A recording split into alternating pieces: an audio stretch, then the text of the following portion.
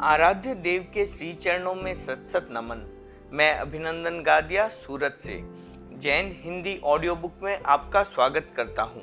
अगर आप इस चैनल पर नए हैं तो इसे सब्सक्राइब कर दीजिए और बेल आइकन प्रेस कर दीजिए, जिससे चैनल के नोटिफिकेशन आपको रेगुलर मिलते रहें। कल के अध्याय में हमने सुना था स्वामी जी को अग्नि समर्पित का प्रसंग। स्वामी जी के चबूतरे का दृश्य अस्तित्व कैसे समाप्त हो गया, स्वामी जी के चबूतरे की स्मृति और खोज का प्रसंग, स्वामी जी के चबूतरे का पुनर्निर्माण कैसे शुरू हुआ, सिरियारी में कब से धम्म जागरण एवं चरमोत्सव प्रारंभ हुआ, यति हीर विजय जी ने स्वामी जी के देवलोक गमन के पश्चात देव आह्वान क्यों किया और देव ने उन्हें क्या जानकारी दी, स्वामी जी से जयाचार्य का स्वप्न संपर्क, स्वामी जी के जीवन काल के महत्वपूर्ण वर्ष, स्थान तथा उनका आयुष्य विवरण, स्वामी जी का शरीर गठन एवं विशिष्ट शारीरिक चिन्ह, स्वामी जी की जन्म कुंडली, विहार क्षेत्र एवं चातुर्मास विवरण, स्वामी जी की शिष्य संपदा। अब आगे तेरापन का इतिहास। शासन गौरव मुनि बुद्धमल जी, प्रकाशक जैन श्वेतांबर तेरापंथी महासभा। आचार्य श्री भारमल जी, ग्रही जीवन, बाल्यकाल। आचार्य श्री भारमल जी तेरापन धर्मसंघ के द्वितीय आचार्य थे। उनका जन्म विक्रम संवत 1804 में राजस्थान के उदयपुर संभाग मेवाड़ में बड़ा मुहा ग्राम में हुआ। उक्त ग्राम भिलवाड़ा के पास ही बसा हुआ है। उनके पिता का नाम किसनो जी और माता का नाम धारणी था।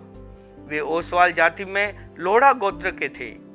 किसनो जी की आर्थिक स्थिति बहुत ही साधारण थी, अतः उनका बाल्यकाल प्राय अभाव और गरीबी में ही बीता। गरीबी सदा अभिशाप ही नहीं होती, वह कभी वरदान भी बन जाती हैं।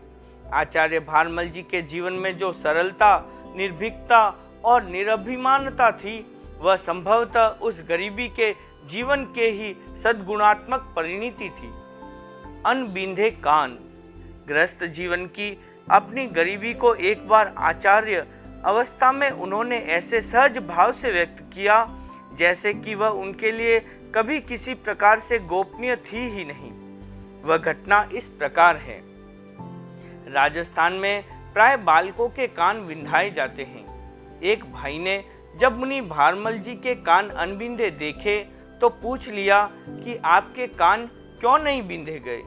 इस पर उन्होंने कहा, कान बिंधाने का उत्सव मनाया जाता है और उस समय अपने परिवार के व्यक्तियों को भोजन कराया जाता है।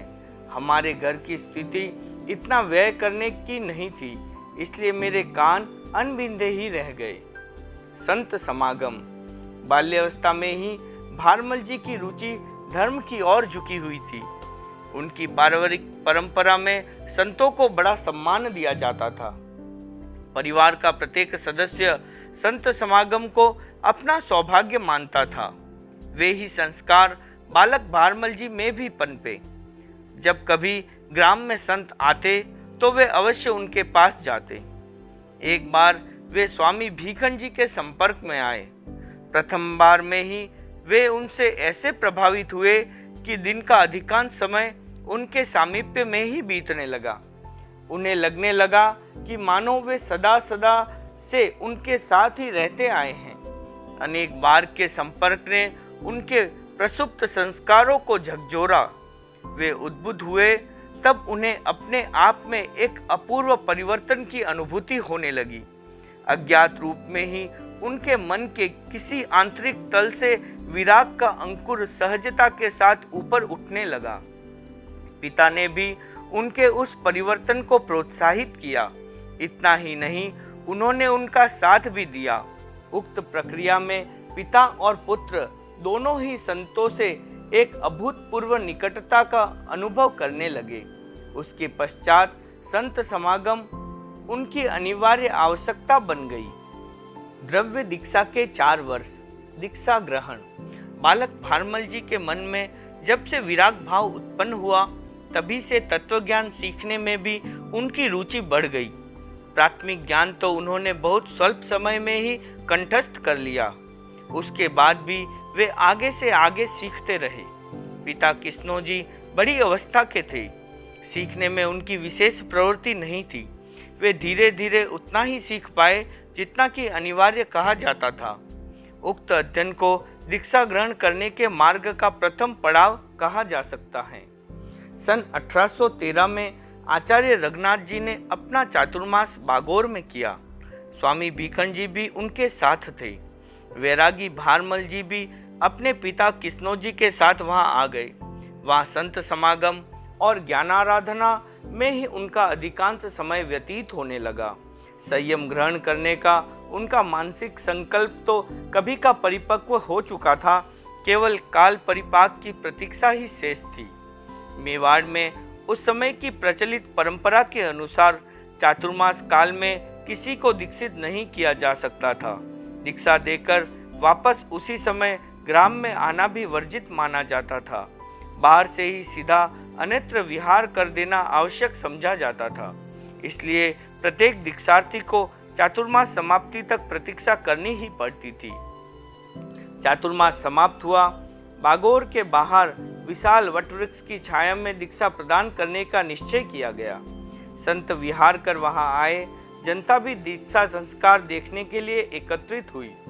आचार्य रघुनाथ जी की उपस्थिति में तब स्वामी भीखंड जी द्वारा सन 1813 के मार्गश्रेष्ठ कृष्णा प्रतिपदा के दिन पिता पुत्र दोनों को दीक्षा प्रदान की गई। स्थानकवासी संप्रदाय में व्यक्तिगत शिष्य बनाने की परंपरा उस समय भी चालू थी, आज भी है। उसी के अनुसार वे दोनों स्वामी भीखंड जी के शिष्य बने। मुनि भारमल जी की अवस्था उस समय लगभग 10 वर्ष की थी। निरंतर प्रगति। बाल मुनि भारमल जी प्रारंभ से ही बड़े विवेकी और विनयी होने के साथ साथ बुद्धिमान भी थे। उन्हें जो भी बतलाया जाता उसे बहुत शीघ्रता से समझ लेते। स्मृति शक्ति भी प्रबल थी। दिया गया पाठ बहुत स्वल्प समय में ही कंठस्थ कर सुना दिया करते थे। जल में तेल बिंदु की तरह उनकी योग्यता क्रमशः विस्तार पाती चली गई। स्वामी जी जैसे निष्णांत एवं जागरूक व्यक्ति की देखरेख में उनके लिए सोने में सुहागा की तरह सिद्ध हुई। आचार और व्यवहार संबंधी निपुणता तो दीक्षित होते ही मानो उन्हें गुट्टी में पिला दी गई थी। स्वामी जी ने शीघ्र ही उनको शास्त्राध्ययन में नियोजित कर दिया। वे उसमें पूरे मनोयोग से लग गए। एक सुयोग्य शिष्य के रूप में वे निरंतर प्रगति पथ पर अग्रसर होते चले गए। लगभग 4 वर्ष तक वे स्थानकवासी संप्रदाय में रहे। स्वामी जी की देखरेख में रहने के कारण द्रव्य दीक्षा का वह काल भी उनके लिए संस्कार अर्जन का एक विशिष्ट काल बन गया। शरीर की छाया। मुनि भारमल जी के हृदय में स्वामी जी के प्रति अगाध विश्वास था। वे उन्हें अपनी जीवन यात्रा के दीर्घदर्शक मानकर चलते थे। स्वामी जी के आदेश और निर्देश का स्वल्प मात्र भी उल्लंघन करना उन्हें अपने ध्येय से च्युत होने जैसा अनिष्टकारी प्रतीत होता था। उनका स्वामी जी के प्रति एक ऐसा अनिर्वचनीय धर्मानुराग था जिसमें न कोई कृत्रिमता थी और न प्रदर्शन की भावना। वह केवल उनके आंतरिक हृदय की भक्ति की ही एक परिणति थी जो आजीवन वृद्धिगंत होती रही। स्वामी जी भी उनके विनयी स्वभाव से अत्यंत तुष्ट थे। वे उनके सहज गुणों में एक होनहार व्यक्तित्व की सूचना पाते थे।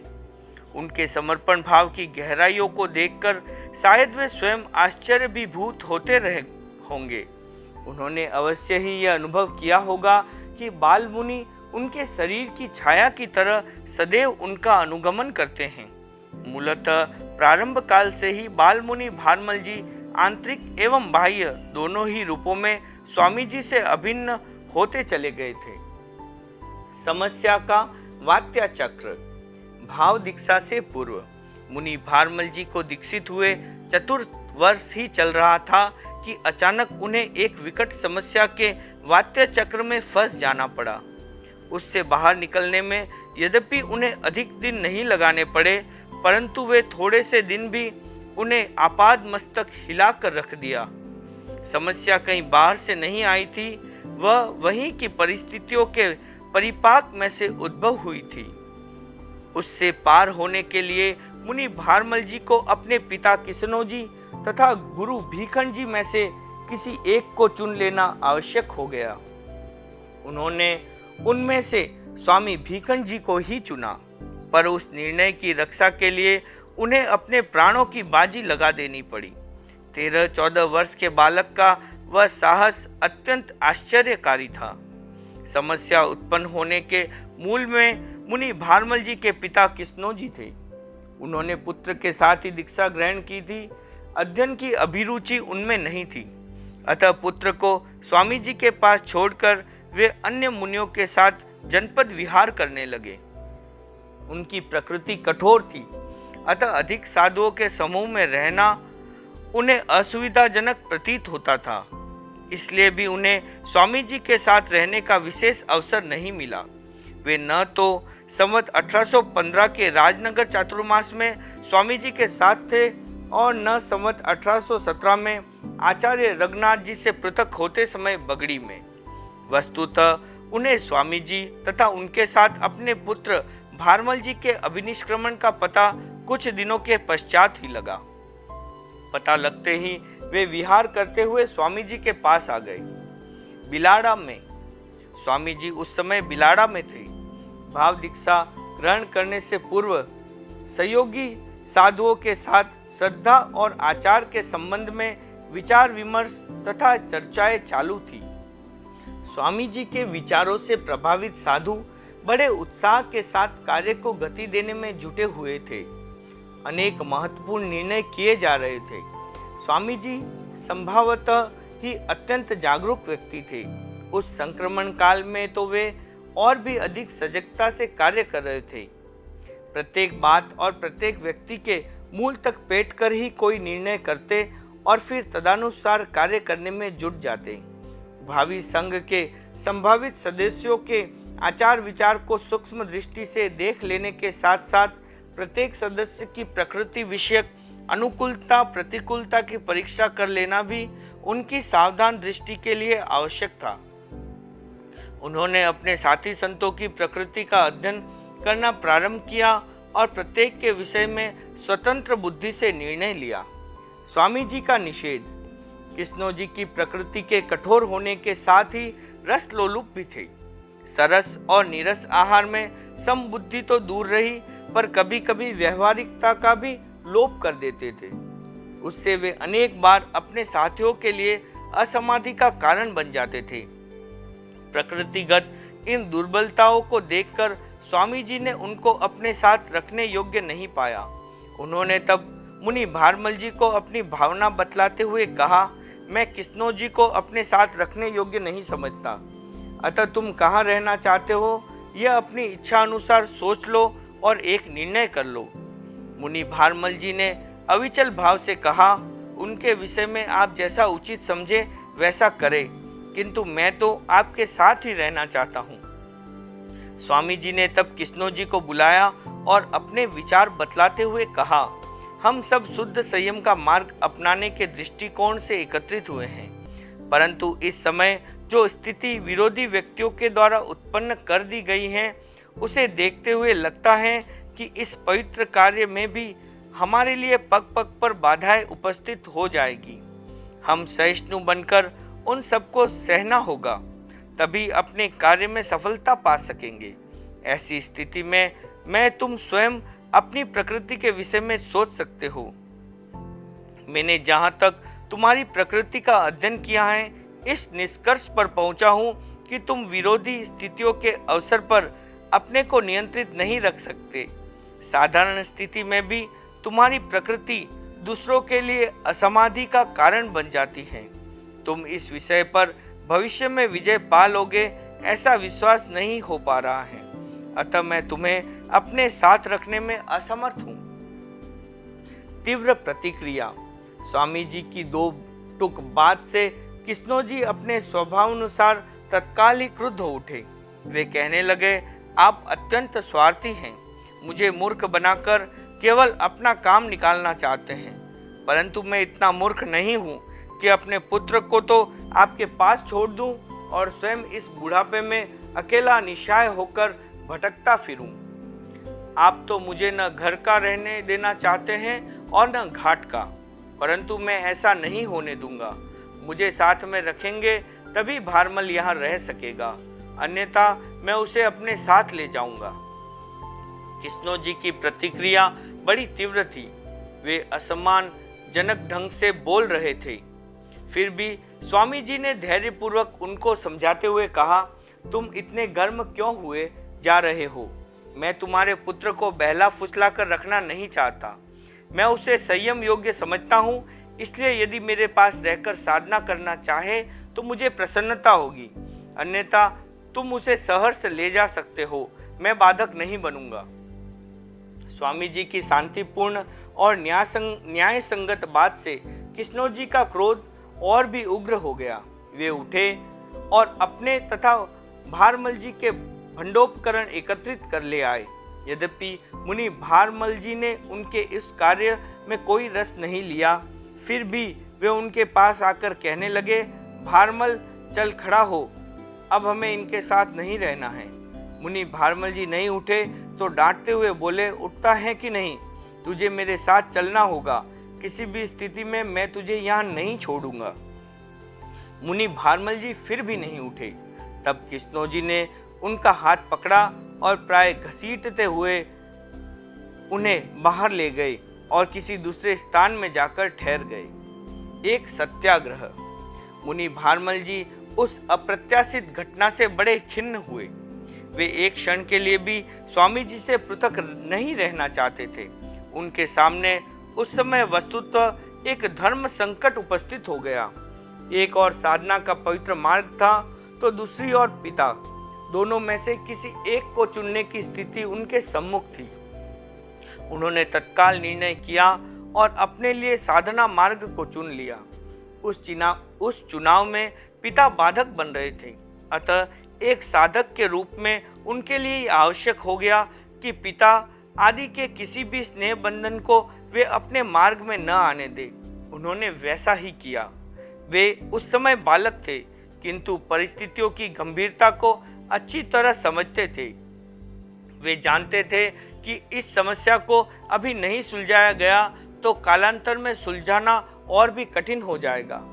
पिता के साथ तो क्या, अन्य किसी के साथ भी झगड़ना या विवाद करना उनकी प्रकृति के सर्वथा प्रतिकूल था।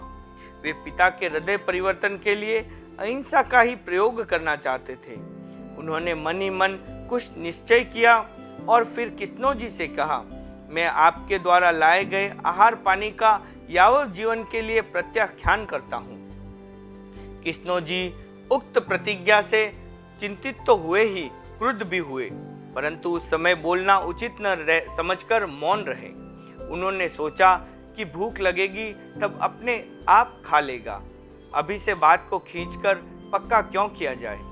मुनि भारमल जी ने वह प्रतिज्ञा किसी भावावेश में नहीं किंतु समझ बूझकर की थी। बाल्यावस्था में ही वे कितने दृढ़ और साहसी थे, उक्त प्रतिज्ञा उसका एक ज्वलंत उदाहरण है। उस युग की भाषा में उस प्रतिज्ञा को अभिग्रह कहा जाता है, वर्तमान की भाषा में उसे सत्याग्रह कह सकते हैं। उस समय की परिस्थिति में उनके सामने उस अभिग्रह या सत्याग्रह के अतिरिक्त अन्य कोई अहिंसक मार्ग हो भी क्या सकता था। आगम में साधु को 6 कारणों से आहार परित्याग का आदेश दिया गया है। उनमें दूसरा कारण है उवसर्ग। वहाँ कहा गया है कि यदि संयम में किसी प्रकार का उपसर्ग उत्पन्न होता हो तो आहार परित्याग द्वारा उसका सामना करे। द्रोणाचार्य कहते हैं, यदि परिवार का कोई व्यक्ति संयम मार्ग से पृथक करने के लिए उपसर्ग करता हो तो साधु निराहार रहकर उस स्थिति का सामना करे। मुनि भारमल जी ने शास्त्रानुमोदित उसी मार्ग को अपनाकर अहिंसा की साधना का परिचय दिया। तीसरा दिन। कृष्णोजी ने मुनि भारमल जी के लिए जो अनुमान लगाया था कि भूख लगने पर स्वयं खा लेगा, वह गलत निकला। बार बार आग्रह किए जाने पर भी उन्होंने न तो आहार किया और न पानी ही पिया। दूसरा दिन भी इसी प्रकार पूर्णतः निराहार व्यतीत हो गया। कृष्णोजी ने नरम और गरम दोनों ही प्रकार से उन्हें समझाने का बहुत बहुत प्रयास किया, परंतु उन पर उसका कोई प्रभाव नहीं हुआ। तीसरा दिन प्रारंभ हुआ तब किस्नोजी ने पहले से ही अपने मन में निर्णय कर लिया था कि आज जैसे भी हो इसे पालना करवा ही देना है। प्रातः काल से ही उन्होंने बड़े मीठे ढंग से उसकी भूमिका बांधनी प्रारंभ कर दी। अपना हित अहित समझने की शिक्षा से लेकर बड़ों का कथन मानने और विनयी बनने तक का उपदेश दिया। पालना करने के पश्चात स्वामी जी के दर्शनार्थ चलने का प्रलोभन भी दिया, पर मुनि भारमल जी टस से मस भी नहीं हुए। किस्नोजी ने तब उन्हें स्वयं जाकर अपने लिए आहार पानी ले आने को प्रोत्साहित किया, परंतु वे उसके लिए भी तैयार नहीं हुए। उनके उस नीरस व्यवहार से उन्हें बड़ी निराशा हुई। वे किंकर्तव्य विमूढ़ होकर कुछ समय के लिए चुप हो गए। एक प्रहर दिन चढ़ जाने के पश्चात किस्नोजी स्वयं के लिए गोचरी गए, आहार पानी लेकर आए और भोजन करने की तैयारी करने लगे, तो उनका ही मन उन्हें धिक्कारने लगा कि तुम्हारे ही कारण से तुम्हारा पुत्र जब 3 दिनों से भूखा बैठा है तब भोजन करते हुए तुम्हें लज्जा क्यों नहीं आती। वे उठे और एक बार फिर मनाने का प्रयास करने लगे। उन्होंने अपने समग्र वात्सल्य और पितृभाव को मानो शब्दों में भरकर उनके सम्मुख उड़ेल दिया, परंतु फलश्रुति की दृष्टि से वह शून्य में ही विलीन होकर रह गया। शांत और स्वाध्यायरत मुनि भारमल जी ने केवल इतना ही कहा, मैं भोजन करना नहीं चाहता। स्वामी जी के पास मुनि भारमल जी के उस अहिंसक और मुख उपक्रम का प्रभाव धीरे धीरे किस्नोजी पर छाने लगा। वे आत्मग्लानि से इतने भर गए कि प्रकृति से क्रोधी होने पर भी उन्हें अपनी कमियां दिखाई देने लगी। वे जितना अधिक सोचने लगे उतना ही अधिक स्पष्ट दिखाई देने लगा कि अब इसे समझाकर या धमकाकर अपने साथ नहीं रखा जा सकता। अंततः बालक की सहज दृढ़ता और अहिंसा वृत्ति के सामने किस्नोजी को झुकना पड़ा। उन्होंने निराशा और थके हुए स्वर में कहा, चल तो फिर तुझे स्वामी जी के पास ही छोड़ आता हूँ। भूखों मारकर अपने साथ रखने से तो उन्हें सौंप देना ही कहीं अधिक अच्छा होगा। यह बात सुनकर मुनि भारमल जी झट से इस प्रकार खड़े हो गए मानो भोजन करके ही उठे हो। किस्नोजी उन्हें अपने साथ लेकर स्वामी जी के पास आए और सारी घटना सुनाते हुए कहने लगे, मेरे साथ जाने के बाद से इसने भोजन पानी का परित्याग कर रखा है। आज 3रा दिन हो गया है तो भी यह अपने आग्रह को नहीं छोड़ता। मैं देखता हूँ कि इसका मन आपके साथ रहने का ही है। आप इसे रखिए और पालना करवाइए। मुनि भारमल जी की उस दृढ़ता से स्वामी जी अत्यंत प्रभावित हुए। अपने प्रति उनकी मानसिक भक्ति की प्रबलता देखकर तो वे गदगद हो गए।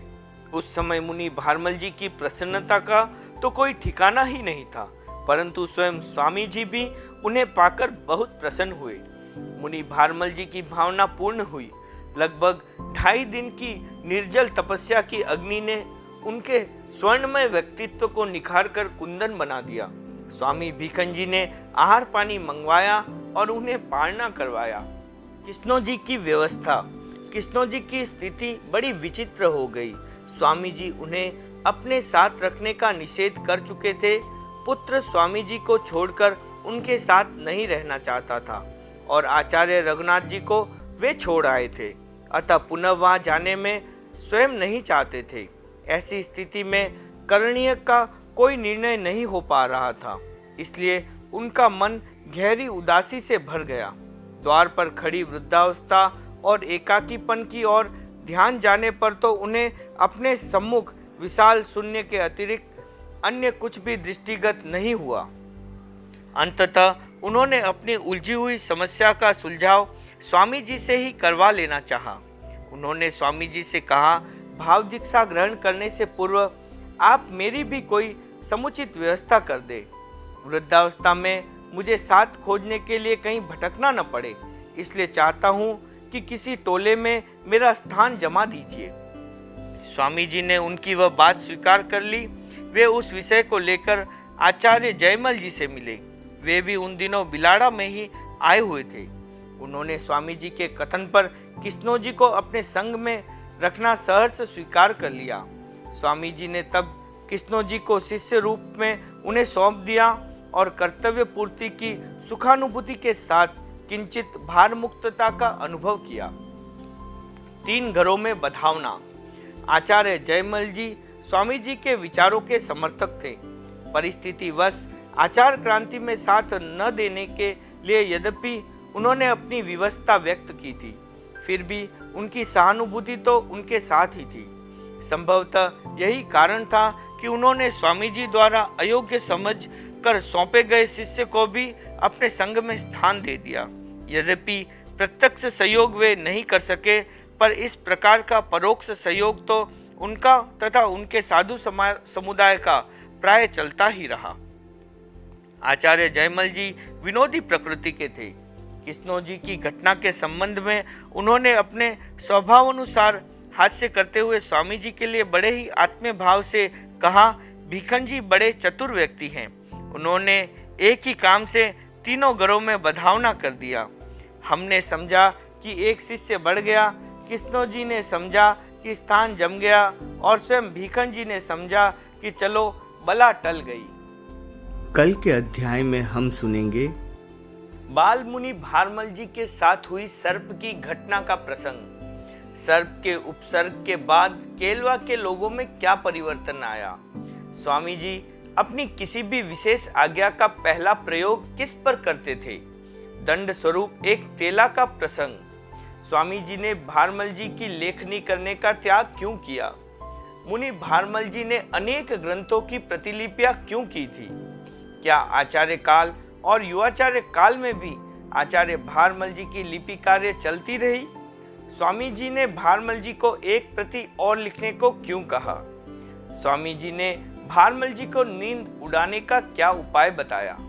मुनि भारमल जी को स्वामी जी से क्यों अलग रहना पड़ा। किस तरह वर्षा के कारण भारमल जी को पृथक चातुर्मास करना पड़ा। स्वामी जी ने कब भारमल जी को अपना उत्तराधिकारी घोषित किया। मर्यादा पत्र के बारे में और मर्यादा पत्र में क्या लिखा था।